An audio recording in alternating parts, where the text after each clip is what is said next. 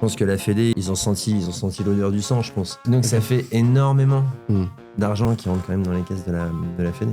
Tu regardes, il y a des clubs, il y a des mecs qui arrivent à prendre des loyers à 160 € du mètre pour faire des clubs de padel.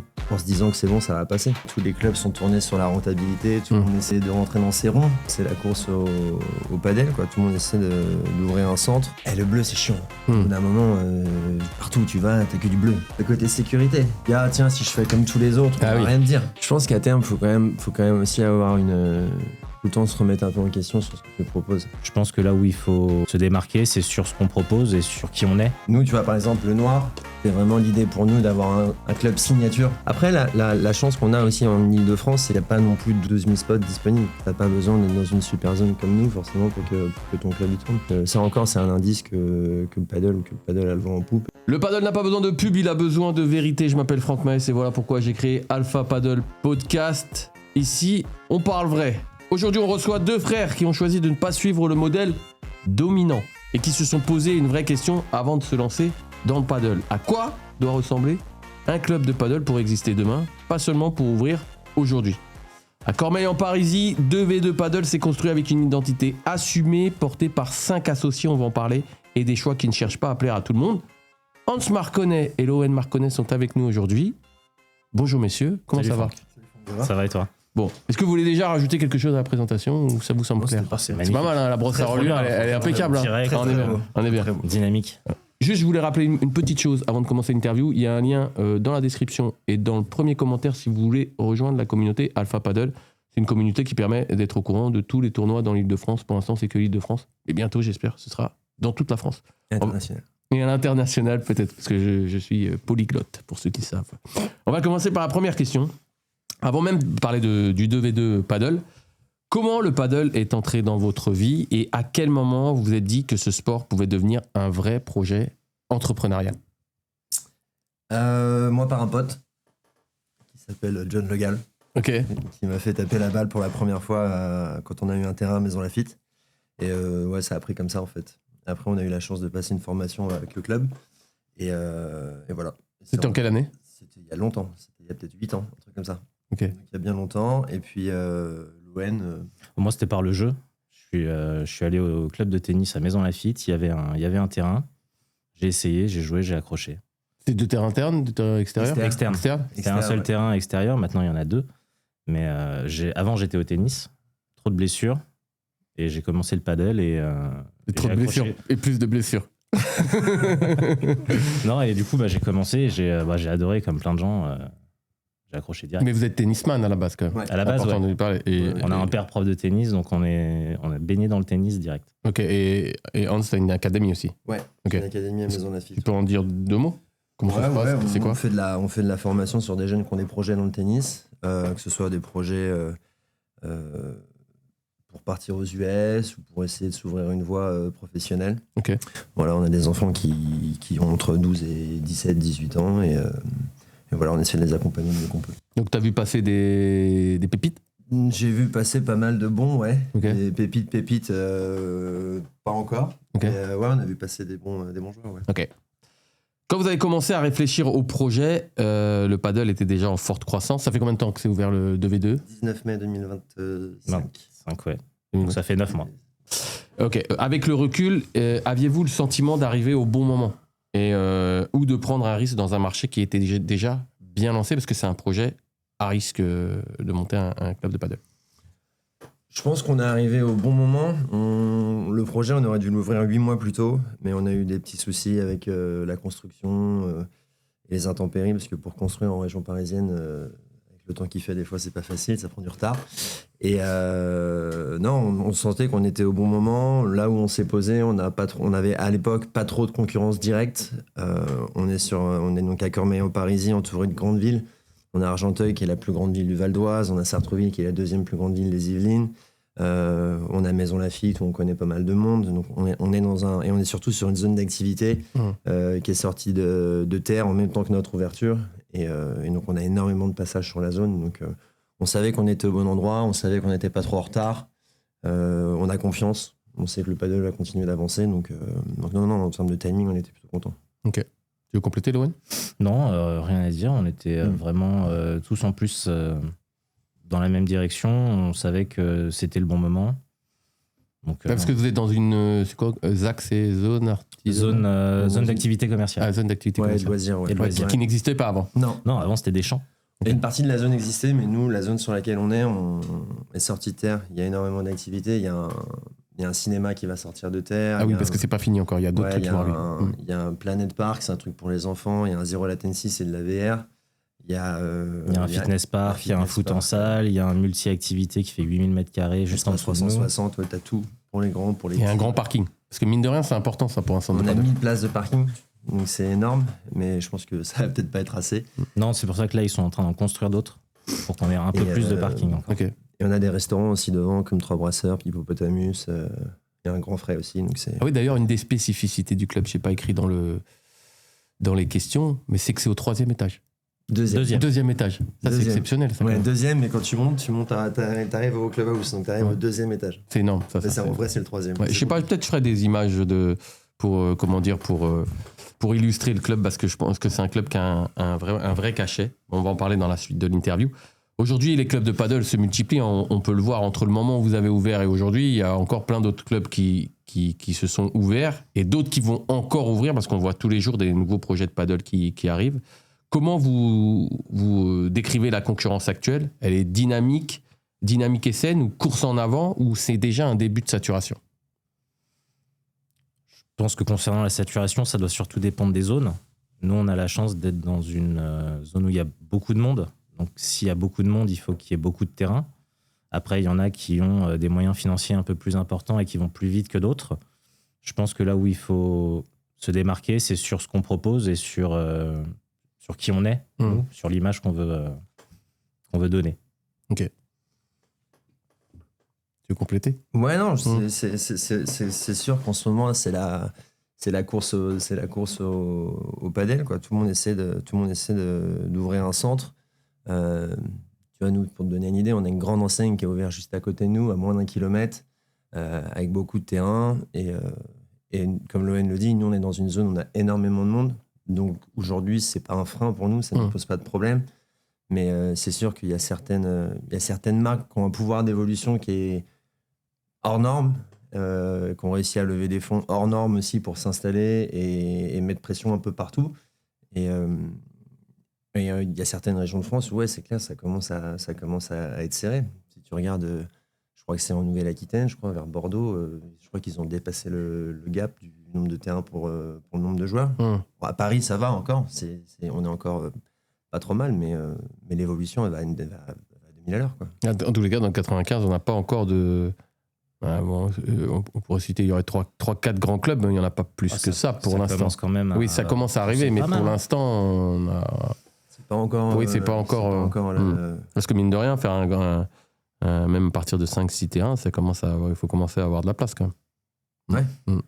Ça, c'est le problème de la zone de Paris. Ouais, exactement. Ouais. Non, puis je pense aussi que je pense que l'offre, elle est de plus en plus chère aussi. Je pense que les gens qui ont des hangars ou qui ont des espaces dans lesquels on peut construire ont senti le truc, et le prix du mètre s'envole. Aujourd'hui, il y a nous, on essaie de regarder pour essayer de se développer, et on regarde les prix du mètre carré dans les zones, et ça devient ouf. Et tu crois qu'ils modifient leur prix au mètre carré quand ils savent que... Quand ils ont de la hauteur, ouais. Ouais, parce qu'ils commencent à sentir le truc paddle. Ouais, c'est vrai. Ouais, j'augmenterai le prix direct. Voilà. Non, et puis c'est quand même une activité où tu as quand même pas mal de critères à rentrer. Donc, faut que tu aies du parking, faut que tu aies de la hauteur, faut que ce soit quand même bien isolé. Quand tu sais que tu réunis toutes les conditions, tu sais qui va venir taper à ta porte. Donc tu peux modifier les prix. Ouais. Selon vous, tous les clubs se battent-ils pour le même public, ou observez-vous une segmentation claire du marché du paddle ? Non, je pense que tout le monde est à peu près sur le même public pour l'instant. T'as les CSP+, qui jouent énormément, t'as tous les mecs les anciens joueurs de tennis qui jouent, les anciens footeux qui jouent, même les footeux actuels qui jouent, les joueurs de tennis actuels jouent. Ça permet d'avoir 2 activités au lieu d'une. je pense que tout le monde s'y retrouve dans le padel. Et ça permet d'avoir une espèce de truc transitoire entre les sports. Donc c'est pour ça que c'est la folie, tout le monde joue. Après, pour l'instant, les jeunes n'ont pas encore trop leur place dans les clubs de padel. Tous les clubs sont tournés sur la rentabilité. Tout le monde essaie de rentrer dans ces ronds, tu vois, pour essayer. C'est normal. Ouais, c'est normal. C'est un business. Normal. Mais pour l'instant, on n'a pas encore trop ciblé les jeunes. En fait, tu vois, nous ici hier, on a fait un tournoi pour les jeunes, mais je pense qu'il y a encore toute une. Il y en a très peu. C'est pareil. Une palette qui joue pas encore, qui a pas encore sa place, et quand ça va arriver, ça va être génial. C'est pareil pour le public féminin. Là, actuellement, il y a quoi ? Il y a 90% de la population, c'est des hommes. Il y a très peu de femmes qui viennent. Il y a de plus en plus de femmes. Ça vient doucement. En Espagne, c'est implanté depuis tellement longtemps. C'est limite 50-50. Donc, il y a encore des gens à aller chercher. Ouais. Et quand je vous parlais de segmentation du marché, c'est que moi, je vois quand même qu'il y a certains clubs qui... Vous avez une image très marquée. Khalil alors tout le monde... Hier, il y a encore un jeune, parce que hier, on était en... Enfin, hier, je sais pas quand est-ce que sortira cette vidéo. Mais hier, il y avait un U12, U15, c'était U15 ou U16 U16 au 2v2. Et il y a un des jeunes qui me disait ouais, moi j'avais hâte de venir jouer au 2v2 parce que les terrains sont noirs et je suis le 2v2 sur Instagram. Bravo à Lucille pour son travail sur Instagram. Ça lui fera plaisir. Et c'est vrai que d'avoir choisi des terrains noirs, en plus du fait, faut prendre l'ascenseur comme c'est vrai, pour prendre l'ascenseur, pour jouer, c'est stylé. Tu as le droit de prendre l'escalier. Tu prends l'escalier. Ouais. Après, tu verras qu'à mon âge, ça craque. Ça craque de partout. Mais c'est vrai qu'aussi les terrains noirs, tu choisis de te différencier aussi par la qualité. Alors là, je sais qu'aussi vous avez investi dans une bécane pour nettoyer les terrains. Ouais. Tu vois. Donc t'as des. Enfin, moi, je le vois en tant que joueur. Quand j'ai commencé à jouer il y a 3 ans, je jouais à Sannois. Alors c'est pas du tout le même modèle économique puisque c'est associatif. Ils ont choisi de faire du volume, mais pas en qualité de joueur. Et moi, je vois que les volumes. Enfin, vous me direz si vous voyez que c'est la même chose. Les joueurs commencent dans des clubs pas chers, où ils ont peut-être un abonnement à l'année et c'est pas cher et c'est de l'associatif. Mais après, quand ils commencent à monter de niveau, ils changent, ils vont dans des clubs et ils cherchent des clubs de qualité, où ils peuvent vraiment jouer, quitte à payer même un peu plus cher. Alors toi, tu as plus l'habitude que nous, parce que justement, tu as l'occasion de voir des joueurs un peu partout. Moi, les retours que j'ai par rapport à notre centre, c'est sur la qualité des terrains, comme tu disais tout à l'heure. Bon, le fait qu'ils soient noirs, ça, c'était un parti pris pour nous parce que c'était l'identité visuelle qu'on voulait avoir. On stylé, franchement, c'est méga stylé. On trouvait que le noir, ça rendait vachement bien. Ah ouais, c'est méga stylé. Bon, après, ça, c'est qu'une question de couleur. Après, sur d'autres centres, comme tu as dit tout à l'heure, est-ce que ça segmente le niveau des joueurs ? Moi, je trouve que notre surface, elle est lente. Et beaucoup de joueurs me disent qu'ici, chez nous, à 2v2 Padel, c'est lent. Alors que dans d'autres centres, c'est plus rapide et c'est moins agréable de jouer. Au 2v2, c'est plus lent, t'as des vraies phases de padel et c'est agréable à jouer, à regarder. Quand tu laisses les vitres. Quand tu laisses les vitres. Quand tu laisses passer. Non, si tu bloques tout, c'est normal, quoi. C'est réflexe tennis. Oui, bien sûr. Avec votre regard d'entrepreneur, qu'est-ce qui fera réellement la différence entre les clubs capables de durer dans le temps et ceux qui risquent de disparaître plus rapidement ? Tu as 2 côtés. Tu as le côté gestionnaire et puis tu as le côté proposition, en fait.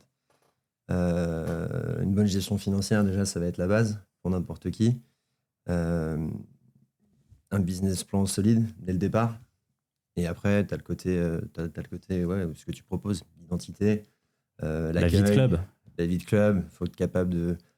En fait, quand tu as un grand club avec plein de terrains, c'est difficile d'avoir une vraie vie de club, à part certaines enseignes qu'on connaît, qui ont réussi à le faire, mais qui sont là depuis longtemps et qui ont réussi à développer une vraie vie, une image, vraie vie de club.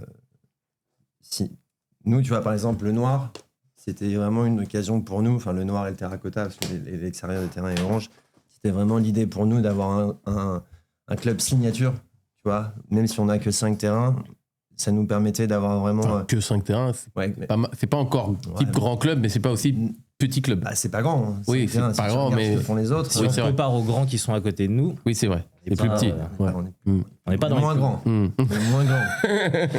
Mais...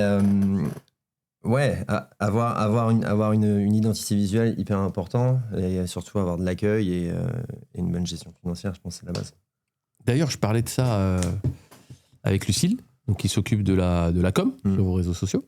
Et elle m'a dit que vous étiez pris un peu la tête quand même sur... Enfin, pris la tête, pas entre vous, mais pour choisir comment dire, l'identité un peu visuelle des choses qui étaient faites sur Instagram.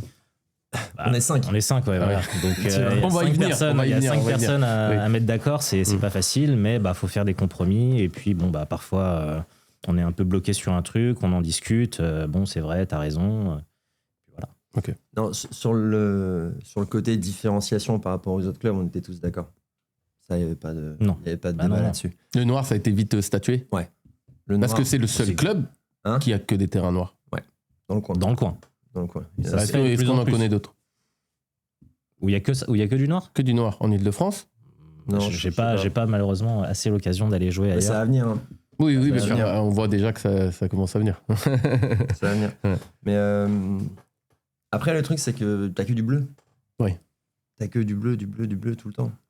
C'est pour ça, nous, on voulait très vite se dégager de ce côté-là. On voulait pas de bleu.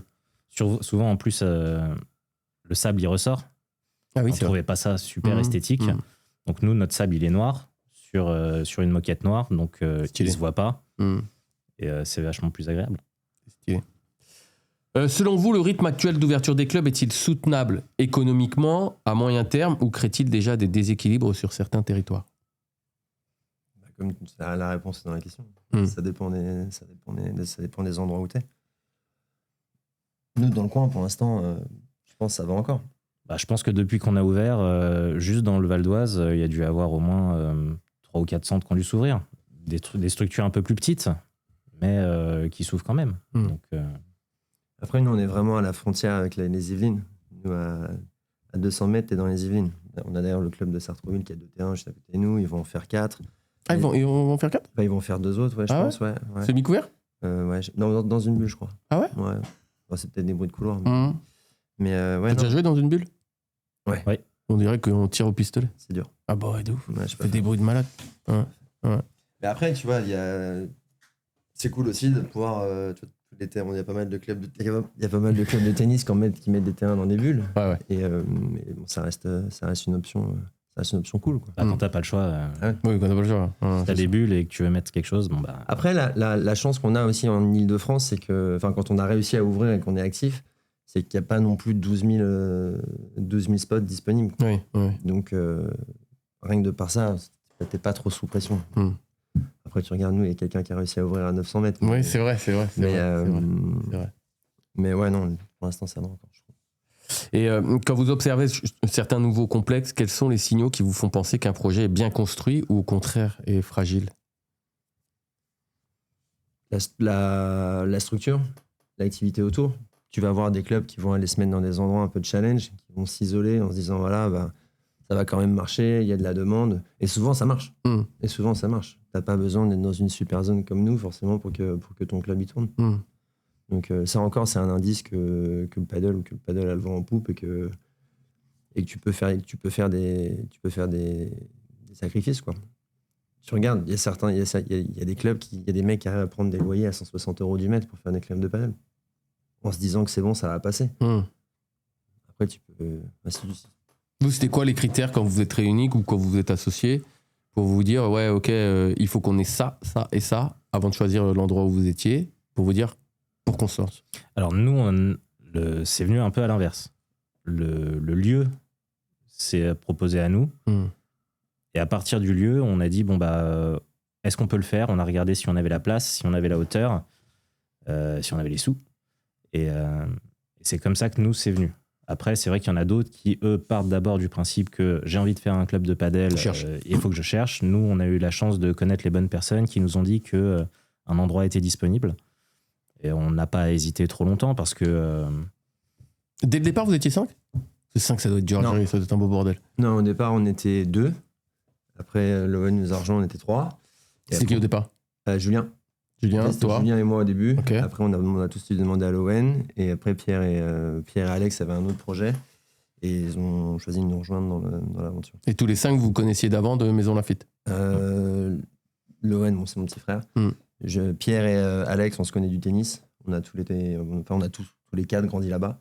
La Maison Lafitte? Maison Lafitte, ouais. Et Julien, c'est un très bon pote à moi depuis une dizaine d'années. Et au final, on se connaissait tous.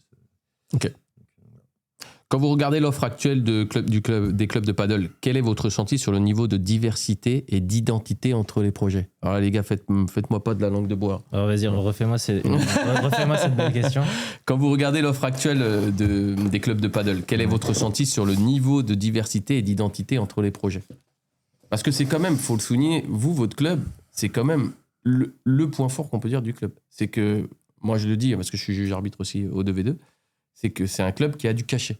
Il est différent des autres clubs, qu'on aime ou qu'on n'aime pas. Il y a des mecs qui peuvent ne pas aimer, mais il est différent. Alors que c'est vrai que des fois, en vrai, fait un peu tout le temps le même truc. Bah, par rapport au club et au cachet dont tu parles, nous, on est parti avec une problématique, c'est la surface qu'on avait. Il fallait aussi qu'on cale un clubhouse, des vestiaires, des toilettes, une salle de réunion pour les team building et choses qu'on propose. Donc tout était au premier étage, tous les terrains sont au premier étage et nous l'accès se fait au deuxième. Et au club de tennis à Maison Lafitte, on a un clubhouse qui est en hauteur aussi. Et ce qui est bien, c'est que tu peux voir tous les terrains. Et je pense que inconsciemment, on savait qu'il fallait un truc en hauteur. Oui, parce que ça, c'est vrai que c'est stylé. J'ai oublié de le préciser aussi. En haut, on peut voir tous les terrains. Tous les terrains sont visibles depuis la terrasse. On peut même manger sa pizza et se manger un par 4. Et j'ai même vu une fois, ça c'était exceptionnel. Ils allument l'alarme. Ouais, ça c'était exceptionnel. Le mec il fait un par 4, il vise le truc. Enfin, il vise, non, je pense pas qu'il vise le mec, mais il tape le truc de l'alarme. Ça c'est exceptionnel. On n'a pas encore eu de mec assez fort pour viser et y arriver. Ah ouais, ça c'est très exceptionnel. Mais ouais, non, en fait, si tu veux, t'as quand même pas mal de trucs à caler, en fait, si tu veux, dans un club de padel. Nous, une fois que t'arrives à l'étage, on avait 1500 mètres carrés, il fallait qu'on exploite. On a réussi à bien harmoniser, à bien placer nos terrains pour pouvoir avoir de la place pour faire un clubhouse surélevé avec en dessous une salle de réunion pour les team building, les vestiaires personnels et tout. Donc le fait de mettre un étage, en fait, c'est ça qui nous permettait de pouvoir dimensionner le club et de placer les choses et d'avoir suffisamment pour pouvoir faire tout ce qu'on voulait. Ok. Après, si on parle des autres, parce que c'est la question à la base, le bleu c'est chiant. Au bout d'un moment, partout où tu vas, t'as que du bleu. Bleu, à part un club à Rueil qui a mis du orange, parce qu'à la base c'est un club terre battue, donc du coup il y a un rappel, les terrains sont orange. Les terrains ils sont orange? Ouais. Ah ouais? Ouais. J'ai jamais vu. Et j'ai vu un terrain rose au Portugal. Ouais, mais ça change. Ouais, ça change. Crise d'épilepsie quand tu joues. Bah ouais, c'est comme les terrains rouges. Ah ouais, c'est affreux. C'est comme les terrains rouges. Tu vois, la balle, tu la perds. Ça abîme les yeux, quoi. Toutes les meufs, elles disaient trop bien le terrain rose. Moi, de mettre un rose. Ouais, non. À force de voir du bleu partout, c'est sûr que dès que tu fais autre chose, on te voit. On te voit. Donc, quand t'es petit et que t'arrives, c'est sûr que n'importe quelle couleur que tu fais, on fait ah ouais, c'est le club avec les terrains noirs. Exactement, ah ouais, c'est le club avec les terrains verts. Donc, et puis c'est. Je trouve que c'est cool, tu vois. Si on avait des clubs un peu toutes les couleurs, ça changerait. En termes de. Enfin, je sais pas, mais si on devait ouvrir un autre club, on referait noir, mais Bah, maintenant, oui. Ouais. On est parti sur. Mais on a quand même réfléchi pas mal de temps sur les couleurs parce qu'on s'est dit, ouais, tiens, ça peut être. T'as le côté sécurité. Tu dis, ah, tiens, si je fais comme tous les autres, on va rien me dire. Tu vois, on va pas dire, le noir, c'est pas terrible. Vous pensez que c'était un risque quand vous de prendre le noir? Ouais. Non, le noir, c'est pas un risque. Bah, on a la chance que les pros aient joué sur le noir. Là, comme ça, tu crois que t'es un pro quand tu joues. Là, mais tu vois, pas une balle dans le terrain. Les pros jouaient sur le noir. Il y avait le truc. Oui, c'est à Dubaï, non? À Dubaï, ouais, c'est à Dubaï. Ouais, en Italie, le boss. Ouais. Et donc ça faisait image un peu quali. Puis moi, le noir, c'est premium. Oui, bien sûr. Bien sûr. Et puis le terracotta autour, ça faisait une belle combi. Ouais. Et après, pour revenir sur l'offre, tu parlais peut-être aussi de l'offre tarifaire. Ouais. Les grands clubs, ceux qui ont beaucoup de terrain. C'est combien beaucoup de terrain? À partir de 6. À partir de 6 ? Bah, le truc, c'est que 6 terrains, ça se remplit assez vite, sans faire d'offre particulière. Dès que tu commences à en avoir 7 ou plus, tu peux commencer. On n'a que 5. Non, on n'a que 5, c'est vrai. Mais tu peux commencer à faire des offres que tu n'as pas ailleurs. Tu as un centre qui a que 2 terrains, il ne peut pas proposer un abonnement à l'année. Parce que les mecs qui prennent l'abonnement à l'année, ils sont là toute l'année sur ton terrain et tu vois que eux. Si tu as plus de terrains, là, tu peux te dire qu'il y a quelques terrains qui sont sacrifiés pour les abonnés à l'année et d'autres qui viennent découvrir un peu le padel, le sport. Tu vois, nous, par rapport à l'enseignement, on a une limite. par rapport à l'enseignement, on est limite. Tu vois, on aimerait proposer plus, parce qu'on a énormément de demandes, parce qu'il y a beaucoup de gens qui veulent apprendre. Mais vu qu'on n'a que 5 terrains, tu vois, si on se dit, ok, d'accord, et ben on va mettre 2 enseignants sur une soirée, c'est-à-dire qu'on a. Mais c'est pas rentable ça, un cours. L'autre fois, j'avais ce débat. Vous avez pas vu ce que j'avais marqué dans le 2v2 ? Parce qu'il y avait des gars qui disaient, quand je mettais les dates, ils disaient, ouais, mais il faudrait plus de tournois soirée, il faudrait des tournois uniques en soirée, parce que comme on fait des tournois. Double formule. Ouais, mais en fait, parce que j'ai l'impression que des fois, les joueurs, ils n'ont pas conscience que. Ou s'ils ont conscience, ils voudraient payer le moins cher possible, avoir le maximum de services possible. Mais moi, des fois, je me dis, écoutez, les gars, il faut essayer d'avoir un entre-deux. Effectivement, le club, il se doit de faire quand même des trucs pour les joueurs. Parce qu'il faut penser aussi aux joueurs. Mais pas que pour le joueur. Sinon, le club, à la fin, il ne rentre pas d'argent, puis il ferme. C'est pour ça que nous, et je pense que les autres centres, ils font pareil. Quand ils organisent un tournoi, tu as une bonne partie des terrains qui sont pris pour le tournoi, et puis tu as quand même un ou plusieurs terrains qui sont réservés à la clientèle pour continuer à faire tourner le club. Mais les cours, par exemple, est-ce que c'est rentable, les cours pour un club, c'est une offre supplémentaire pour fidéliser le client. Non, c'est pareil, parce que dans un cours, de toute façon, tu peux pas lâcher la rentabilité de ton terrain. Que peu importe le prix que tu dois gagner à la fin, tu le gagnes sur ton cours. Et puis tu vas payer plus qu'une location normale, parce que tu as le coût du coach dedans. Donc au final, non, tu perds pas d'argent sur des cours. Tant que la rentabilité de ton terrain elle est rentrée, derrière le plus, ça c'est soit du plus et c'est pour le club, soit c'est pour. Oui, d'accord. Je vois ce que tu veux dire. Le truc, c'est que peu importe ce que tu fais, tu as toujours des gens qui vont trouver que c'est pas comme ils aimeraient. Bien sûr, donc si par exemple sur nos 5 terrains on met 5 coachs, tu as 15 personnes qui reviennent nous voir, fait ouais mais c'est pas possible, vous donnez que des cours, on peut pas jouer. Arrêtez, vous prenez trop de terrain pour le tournoi, on peut pas jouer. Là, j'avais un gars là, qui est un bon gars du 2v2, il me dit ouais mais Franck, t'as vu au mois de mars, vous avez pas mis de P50. Je dis mais est-ce que tu sais pourquoi on n'a pas mis de P50? Il me dit bah non, parce que vous avez choisi. Je dis bah non, parce que les dates d'homologation sont avant le 25, 95, donc mais t'inquiète pas, il y en aura en avril. Tu vois. Comme ils n'ont pas conscience de ça, ils croient que c'est une volonté propre. Tu vois. Je crois qu'on n'a pas eu de P25 les samedis aussi. Ah oui, ça aussi. Mais pareil, il y a un P1000, donc je dis les gars, il peut pas tout y avoir tout le temps. Et je dis déjà, le 2v2, ils font des tournois soirées, ce qui est assez rare pour des clubs. Il y en a, mais c'est quand même assez rare, donc faut essayer de. J'ai l'impression que le joueur des fois se rend pas compte des intérêts économiques. Ouais, c'est pas leur problème. C'est pas leur souci, ouais. Ouais, mais bon, si l'intérêt économique il est pas là, le mec il peut pas jouer. Moi, c'est ce que je dis tout le temps. Ouais, mais quand t'es joueur, tu t'en fous. Ouais. Tu veux payer 5 balles la partie. Il y a le terrain qui est là. On est un des rares clubs qui fait les tournois en soirée et aussi le week-end. Donc ouais, non. Moi, je pense que c'est important pour l'offre. Ouais. Bah, faut en proposer à tout le monde. En fait, on essaye de. Mais tu pourras jamais satisfaire tout le monde. Non, ça, c'est clair. Sauf si t'as 26 terrains. Si t'as plein de terrains, mais. Et encore. Nous, on est obligé de faire. Un mec qui dit ouais, mais il y a 25 terrains, c'est l'usine. Oui, voilà. Nous, on est obligé de faire un peu gaffe quand même. C'est pour ça que tu vois, on en met en journée, on en met en soirée, on en met en semaine, on en met en week-end. On essaye d'être un peu d'éclater le truc sur tout le mois pour que tout le monde soit à peu près content. Ouais. Puis on a de la chance, on a un bon juge arbitre. Des bons juges arbitres. On a des bons juges arbitres. Ah, merci. On leur passe bonjour. Selon vous, comment un club peut-il aujourd'hui construire une vraie identité sans que cela devienne uniquement un concept marketing de façade? Je pense que c'est l'humain qui doit jouer. Les joueurs, les clients, ils viennent, ils te parlent. S'il y a un bon feeling, les gens ont envie de revenir. Si l'expérience est bonne et qu'il y a un bon feeling avec la personne qui est là, qui t'explique bien. Ouais, c'est l'équipe qui va faire ça. Si t'as un super accueil, si tu fidélises bien les gens, si t'es vraiment un club en fait. Si t'es vraiment un club, si t'es pas juste une usine qui fait rentrer, qui fait marcher les terrains et où les gens arrivent, ils viennent, ils repartent. C'est aussi pour ça que nous, tu vois, on a créé un concept où les gens sont obligés de passer par le bar. Ouais, c'est stylé ça. Tu vois, D'ailleurs, avant, la porte en bas, je crois, il n'y avait pas un truc où la porte elle était ouverte, je sais pas quoi. Non, c'est une porte. Du coup, c'est une porte de sécurité maintenant. Ouais, mais il passait par là ou je sais pas. Non, il pouvait. Ouais. Nous, dans le parc client, les gens, ils arrivent en haut, ils repartent en haut. Donc, il faut monter les marches. Il faut voir les gens. Oui. Tu passes à l'accueil, tu dis bonjour, tu dis au revoir. Bon, parfois, les gens disent pas bonjour. Mais bon, ça, c'est. Ils disent pas au revoir quand ils ont perdu. C'est même pas si gagne. Non, mais ouais, c'est le contact humain, la convivialité, c'est la clé. Après, et l'offre? T'as de terrain. Convivialité, offre? Ouais, l'offre aussi, ouais. Après, t'es sur un terrain. Ce qui va changer, c'est est-ce que t'étais à l'aise? Est-ce que t'avais assez de hauteur? Est-ce que t'avais machin? T'as toujours des gens pour se plaindre de il y avait trop de lumière sur les spots. Le soleil, il tape trop. Il y a trop de vent. Non, c'est. Quand je disais offre, c'est la diversité de l'offre. Tu vois, on disait tout à l'heure tournoi, cours, Événements, vous aviez fait un événement aussi. On fait les montants descendantes tous les dimanches. Ouais, voilà, Ouais, Octobre Rose, Rose. tu vois. Ça, c'était. Ça, c'est de la vie de club. Enfin, Et j'ai vu les trucs fluo aussi, là, l'autre fois, là, quand je suis parti. Ouais, C'est nouveau? fixe. Ouais, c'est fixe. Ah ouais? Ouais. C'est stylé. Bah, à l'entrée, elle est un peu tristoune, tu vois, quand Ouais. tu montes l'escalier. J'avais pour peur un peu, ceux moi. qui ont le courage de prendre l'escalier. Ouais, ouais. Ouais. Là, c'est stylé. Vous avez fait ça quand? C'est moi, un soir, je m'emmerde. Ah ouais? Parce que faut dire un peu, c'est quoi?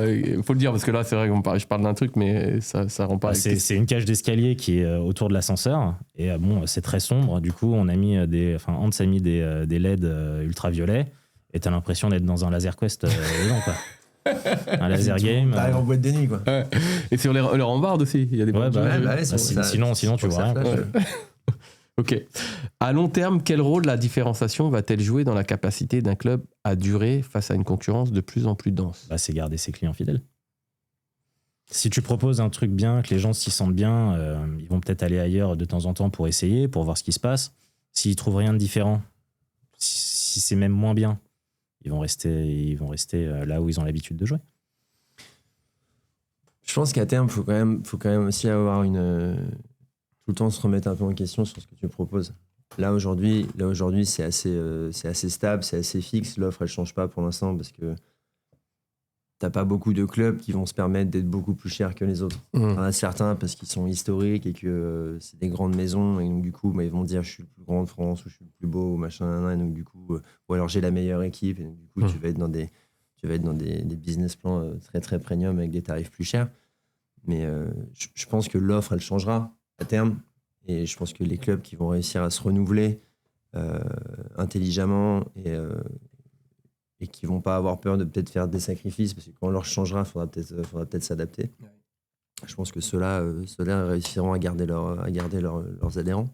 Et encore leurs adhérents, non, leurs pratiquants. Tu vois, par exemple, le noir, aujourd'hui, c'est cool. Non, mais ça aussi, tu vois, par exemple, dans l'offre, Bah oui. tu te dis, le mec, imaginons, on prend un gars, il connaît pas le DV2. Il est dans le 95 ou dans le 78. Il voit sur Instagram, publication, tel club, il voit du DV2, il va se dire, putain, je vais aller essayer le terrain noir. C'est ça que je veux dire dans la différenciation de l'offre. Bon, Ouais, là, on parle que de cette couleur-là. Mais la couleur, mais ça change pas l'expérience de jeu. Ouais, mais c'est dans le choix. Ouais, mais imagine là dans 5 ans, ou imagine là dans quelques années, tout le monde dira le 2v2 c'est trop bien, on va tous faire pareil. Bah, après, ça sera le bleu. noir. Les mecs diront, oh putain, regarde, il y a un terrain bleu. Tu vois, peut-être que dans 4-5 ans, un jour, t'arriveras, on aura mis des terrains violets. C'est plus cher un terrain noir qu'un terrain bleu. C'est pareil.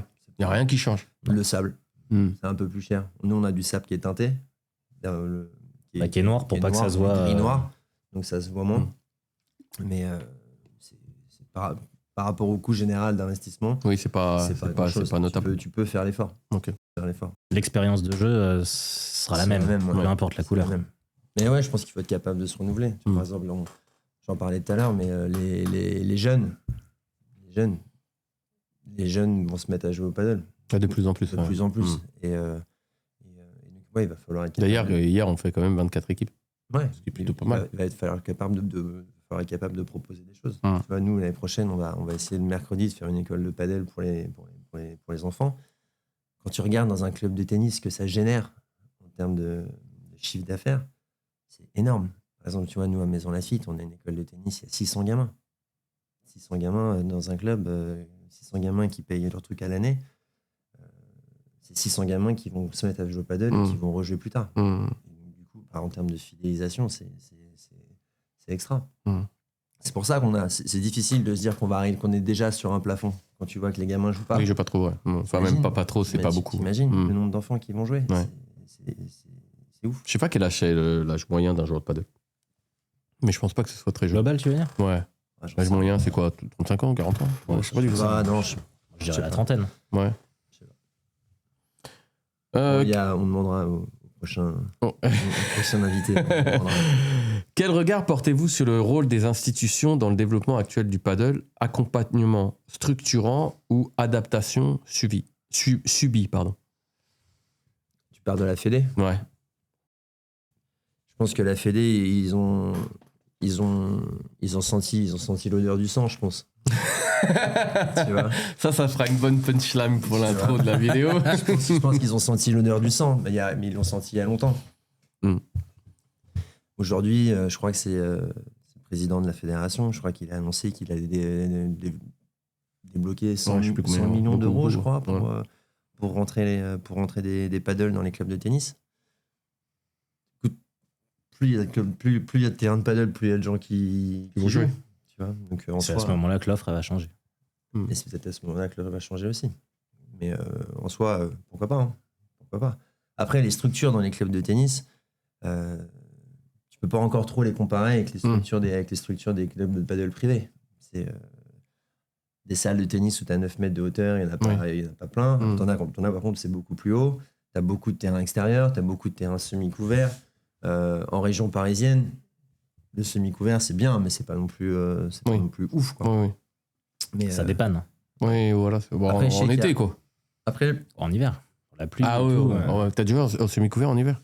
Bah, je pense que c'est mieux d'être en semi-couvert qu'être pas en couvert du tout. Ouais, tu peux. Je sais que les gars de Mantes, à Mantes, il y a 3 terrains. Je sais pas si vous avez déjà joué. Hein. À Mantes, moi j'y suis allé, mais il y a que des extérieurs.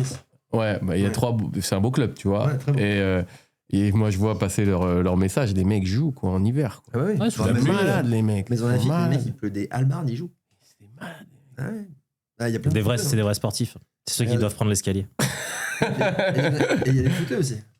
Oui, c'est vrai. Rien à secouer qu'il pleuve. Ils jouent quand même. Paddle, c'est pareil. Après, il va jouer au paddle. C'est les vitres trempées. Et pour reparler de la Fédé, est-ce que. C'est toujours une question que je me pose, parce que je sais jamais où elle est la barrière. Vous êtes une entité privée, mais vous êtes dépendant d'un certain côté d'une fédération. C'est-à-dire que vous êtes une boîte, mais d'un autre côté, vous avez un peu des comptes à rendre ou des choses à demander à une fédé. Seulement avec les tournois. C'est seulement avec les tournois? Non, avec les lices. Oui, les licences pour les tournois. En vrai, si on proposait pas de tournoi, je pense pas qu'on aurait de rapport spécial avec la Fédé. Bah non, on se connaît un peu plus le sujet que moi. Mais... Ouais, mais tu vois, nous, on n'a pas de subvention, ou on n'a pas eu de subvention, ou de choses comme ça, parce qu'on crée... ça veut dire que les 100 millions, enfin, je sais pas si c'est 100 millions, les gens compléteront en commentaire, il y a 0 qui vient au club privé? C'est que dans des clubs associatifs? On m'a pas mis au courant, mais ouais, je pense que c'est pas. T'as reçu un virement, ton téléphone n'a pas sonné, t'as reçu un virement? Non, c'est pour les clubs de tennis. Ah oui, d'accord. C'est pour les clubs de tennis. Ah ouais. Pour les assos. Ah ouais. Ce qui est privé, bah c'est privé. Ils se démerdent. Mais par contre, quand tu collectes la licence, c'est pour eux. Ouais, bien sûr. Bah, c'est pour ça que je te dis, ils ont une F1. Tu vois, il y a... Mais c'est combien de licences par terrain pour les tournois? C'est 50 par terrain. Pour pouvoir faire des tournois, tu dois avoir 40 licenciés par terrain. Ok, donc vous devez avoir 40 x 5. Ouais, vas-y. 40 x 5, 5 x 4, 20. Moi, je croyais que c'était 50 par terrain. Non, c'est 40. Ok. Et, non, et tu vois, et chaque personne qui joue au padel, tu vois, et qui fait des tournois, une licence, ça coûte 26 €.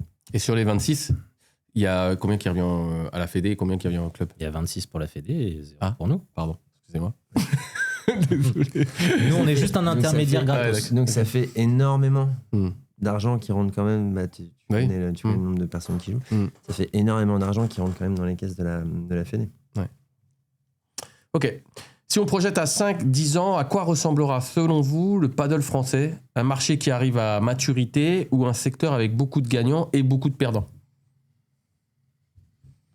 Je pense qu'on sera à maturité dans 5 ans, ouais. Je pense qu'on sera à maturité dans 5 ans. Après... Si j'ai bien compris, il y a déjà eu quelques perdants. Il y a déjà eu quelques perdants, peut-être, ouais. Mais il y a beaucoup de gagnants pour l'instant, je pense. Dans les clubs de Je pense qu'il y a plus de gagnants que de perdants pour l'instant. Après, t'as certains pays où ça s'est mal passé. La Suède. Souvent, ils prennent l'exemple de la Suède, mais bon, il faut lire entre les lignes pour la Suède. Ouais, bah tu vois, moi j'étais pas bien informé. J'en parlais hier à quelqu'un qui m'expliquait que c'était vachement lié à leur crise énergétique aussi. Où ils sont retrouvés à des factures impossibles à tenir. Nous en France, je pense que ça va pas arriver. Mais je vois pas le truc non plus s'effondrer dans 5 ans parce qu'on est à maturité. Puis ça va peut-être se stabiliser et l'offre va changer. Et il va falloir s'adapter et faire des choses différentes. Mais je pense que le padel a un bel avenir encore. Ça vaut quoi, Lone? J'espère. D'ici 5 à 10 ans, je pense que la fréquence d'ouverture de centre va, je pense, un peu réduire. Parce que là, vu de la vitesse à laquelle ça va, au bout d'un moment, tu peux plus créer, ça va être saturé. Surtout si, en plus, la Fédé veut investir pour les clubs associatifs et rajouter en plus des terrains. Donc, au bout d'un moment, ça va s'arrêter. Dans 5 à 10 ans, vous pensez que ça va dépasser le tennis ou pas? Dur à dire, mais c'est en bonne probable. C'est en bonne voie. C'est probable. C'est une bonne voie, ouais. Moi, je pense. Ouais. Tu penses? Ouais. Bon, après, moi, j'ai jamais fait de tennis. Je connais pas le tennis. Je connais que par la notoriété et de ce que je vois à la télé. Mais je pense qu'en termes d'autorité et d'aura, le tennis sera toujours devant. Bah, c'est le sport roi, Ouais, voilà. quand même. Mais en termes de nombre de joueurs, je me demande s'il n'y aura pas plus de joueurs de paddle. Bah, Tant mieux pour nous. plus facile, plus facile de commencer le padel que le tennis. Ah ouais, c'est vrai. Enfin, plus facile de prendre du plaisir rapidement au padel. Est-ce que tu es meilleur au tennis ou au paddle, Lorraine? J'étais bon au tennis. Je pense que j'étais meilleur au tennis. J'étais meilleur joueur de tennis que joueur de padel. Et toi? Moi, je me considère plus comme joueur de tennis. Donc non, je pense que maintenant, je me débrouille mieux au padel. Bah, le truc, c'est qu'au padel, j'arrive à bouger. Oui. Un peu. Le tennis, c'est beaucoup trop dur maintenant. Quand je vais sur un terrain de tennis, j'ai l'impression que le terrain, c'est un terrain de foot maintenant. Trop dur. Trop dur. En vieillissant, tu parles ou c'est juste parce que tu joues moins? Non, c'est en vieillissant, tu vois, avec les douleurs qui traînent et tout, c'est dur. Tout. Tu fais pas tes 55 ans? Hein? Ouais, je sais, j'ai été chez coiffeur et tout. Non, c'est physiquement, c'est quand même vachement éprouvant. Moi, tu vois, quand j'arrive à faire une partie de paddle pour en faire une le lendemain, quand je joue au tennis, je me réveille le matin, je suis fracassé. Ouais. Je suis fracassé. Ça me fait trop mal. Mais je pense que c'est ce qui plaît aussi à tout le monde, tu vois. Bah oui, c'est que c'est abordable. On a rencontré plein de gens, tu vois, qui viennent du foot ou qui viennent du five et qui nous disent putain, c'est l'enfer. Je peux pas faire un match sans me péter ou sans me faire péter par quelqu'un d'autre. Là au paddle, bon, à part la grille et la vide de temps en temps, t'es quand même en sécurité, quoi. Question importante. Est-ce que vous êtes toujours d'accord entre vous sur ces sujets ou ça débat parfois fort en interne? Ça débat On rappelle que vous êtes 5 associés qui... Ça débat souvent. Ça débat souvent. Est-ce qu'il y a des Je portes crois qui qu'il y a claquent pas- des fois? Il y a des portes qui claquent ou pas? Non. Et après qui se trouvent? On enlève les portes du centre comme ça. On n'a pas tous le même tempérament, donc on gère pas nos émotions tous de la même façon. On n'a pas tous la même vision du travail. Donc, mais bon, ça fait 5, partie... c'est dur quand même. C'est beaucoup 5 en vrai. Hein. Ah, c'est une purge. Ah ouais, c'est 5, c'est beaucoup. C'est chiant. C'est chiant. C'est chiant, mais on y arrive quand même. Après, on y arrive quand même. Mais vous faites comment? C'est-à-dire que sur un sujet, c'est lui le chef. Sur un autre sujet, c'est lui le chef. Ou tout le monde est un peu le chef sur les mêmes sujets? On a tous des capacités à faire des choses différemment. Moi, je vais m'occuper un peu plus du sportif. Lowen, lui, il a une activité, il a un food truck, il fait des pizzas, donc tout ce qui va être cuisine, gestion des stocks, c'est plutôt lui qui va s'en occuper. On a Julien qui est à la base, qui bosse dans le digital, donc qui va pouvoir aussi s'occuper d'autres choses. Lucille, elle est vachement sur la com et tout, donc c'est elle qui le fait le mieux. Après, ça veut pas dire qu'on mélange pas. On mélange pas. Lowen, il fait pas que ça, il fait plein d'autres trucs. Mais, comme Alex et Pierre, en fait, on met tous un peu la main à la pâte, sauf que on a un peu tous notre mot à dire sur tiens, ça, je l'aurais fait de cette façon ou d'une autre. Et voilà. Quand il y en a 3 qui sont d'accord, on s'en fout un peu de ce que pensent les 2 autres, tu vois. Oui, c'est un peu ça. C'est un peu ça. C'est bon, la majorité, alors si on a la majorité, on y va. Alors, ça veut pas dire que quand t'es pas d'accord, tu peux pas mettre un veto, mais généralement, à partir du moment où il y en a 3 qui sont OK, ça devient difficile après pour avoir de Puis sinon, tu le dis pas. Et t'installes dans les escaliers une rave party. Ouais. Voilà. Avec les trucs fléaux, Ouais. tu vas te détendre. Qui aimeriez-vous voir sur le podcast Alpha Paddle, sur ce fauteuil, enfin sur ce fauteuil là on a mis une table parce qu'on est 3, pour parler du monde du paddle? Si t'as quelqu'un de la Fédé, ça pourrait peut-être être pas mal d'avoir des infos de l'intérieur sur comment ça se passe. T'auras un nom? Moi, j'ai aucun nom à la Fédé. Moi, je connais rien du tout. Mais je me dis, ça pourrait être intéressant. Ça pourrait être intéressant d'avoir quelqu'un de l'intérieur, d'avoir sa vision, ou du moins ce qu'ils veulent bien dire. Ouais, quelqu'un de la Fédé ou alors quelqu'un d'un grand club, mais pas forcément quelqu'un qui gère le sportif, quelqu'un qui est. C'est quoi un grand club? Fort Paddle, tu vois. Ah ouais. Si tu réussissais à avoir un des patrons. un des patrons de Fort Paddle. Moi, je serais curieux de savoir la vision du truc, leur projet. Je sais déjà un peu, je pense. Mais je pense que ce serait sympa d'avoir le leader pour l'instant du marché. Je pense qu'il y aurait pas mal de choses à écouter, quoi. Ok. Et des joueurs du circuit, peut-être aussi. Ouais. Des joueurs, tu parles? Des joueurs, des joueuses, le boss de Paddle Magazine aussi, ce serait cool. Ce serait pas mal. Ça serait pas mal parce qu'il y a quand même beaucoup d'articles. Pas assez sur le 2v2, Mais ce serait pas mal. Ok, on va faire une petite séquence, messieurs, qu'on va appeler les questions qui piquent, version frère. Donc les réponses doivent être uniquement oui ou non. Et vous avez le droit à un seul joker pour vous deux. Ok ? Donc mettez-vous d'accord. Est-ce que vous êtes prêts ? Ouais, vas-y. Vas-y. On doit répondre tous les deux ou Chacun vous répondez. chacun on doit. Ok. ok. Ouais. Alors on est prêts ? Ouais. Le marché du paddle est aujourd'hui plus proche de la saturation que de la phase de lancement. On va commencer par Hans. Ah, c'est Techno- chacun donne une réponse après Ouais, l'autre. exactement. Ok, d'accord. Plus près de la saturation que de la phase de lancement. Non. Ah, je réponds aussi, je croyais que c'était... Oui. Trop de clubs ont été ouverts sans réelle connaissance du métier. Non. Non. La concurrence entre clubs va devenir beaucoup plus violente dans les prochaines années. Oui. Ouais. Certains clubs ouverts récemment ne passeront pas les 3 à 5 prochaines années. Je connais pas tous les clubs. Je dirais non. Non. Je pense pas. Ouvrir un club de paddle aujourd'hui sans se différencier clairement, c'est prendre un risque majeur. Je pense oui. Le modèle économique du paddle est souvent surestimé sur le papier. Oui. Être plusieurs associés complique plus souvent les choses que ça ne les sécurise. Non. Si. Ouais. Travailler en famille rend les décisions plus émotionnelles que rationnelles. Non. Le paddle français va connaître une vraie sélection naturelle dans les prochaines années. Pour les clubs, tu parles? Oui.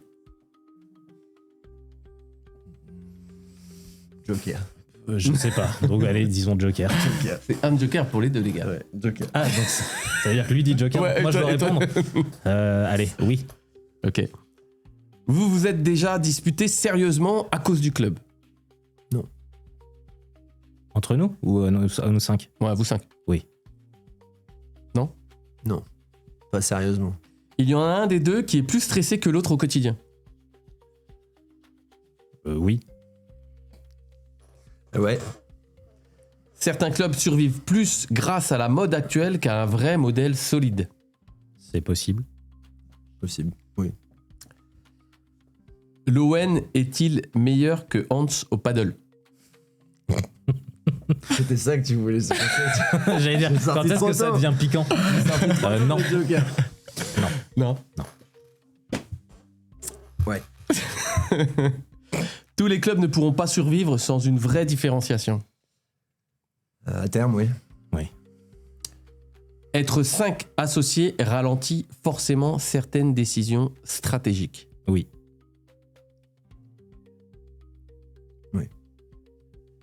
Si vous deviez investir aujourd'hui, vous seriez beaucoup plus méfiant qu'il y a quelques années.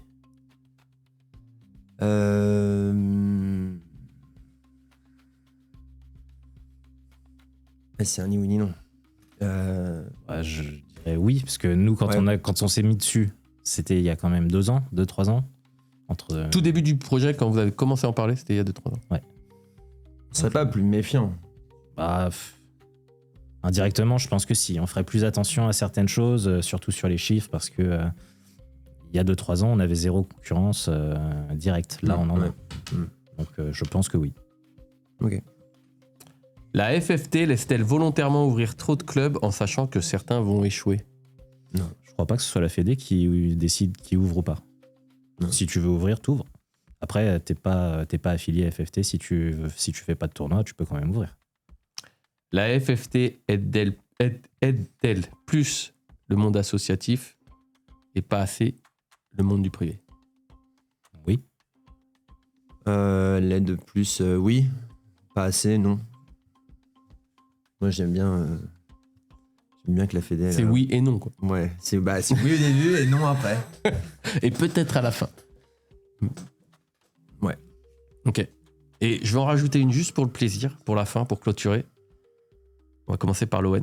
L'ON Marconnet, dirigeant du paddle en France. C'est quoi ta première mesure? C'est moi qui prends toutes les décisions sur le padel. Ouais.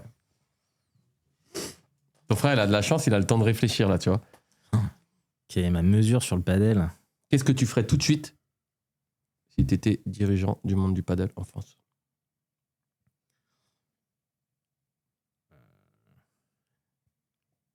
Écoute, c'est une très bonne question, j'en sais rien du tout. Je sais pas quel est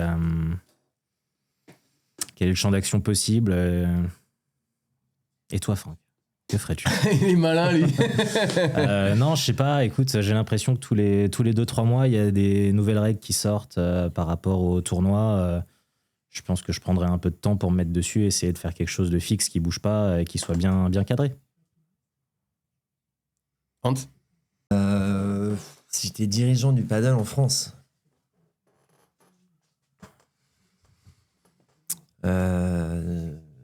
Si, beaucoup de subventions pour les clubs en étage. Si t'avais une mesure à prendre. Si j'avais une mesure à prendre. Aucune idée. Bah moi, C'est quoi la dernière mesure qui a été prise? moi, je repasserais par exemple un pourcentage des licences au club.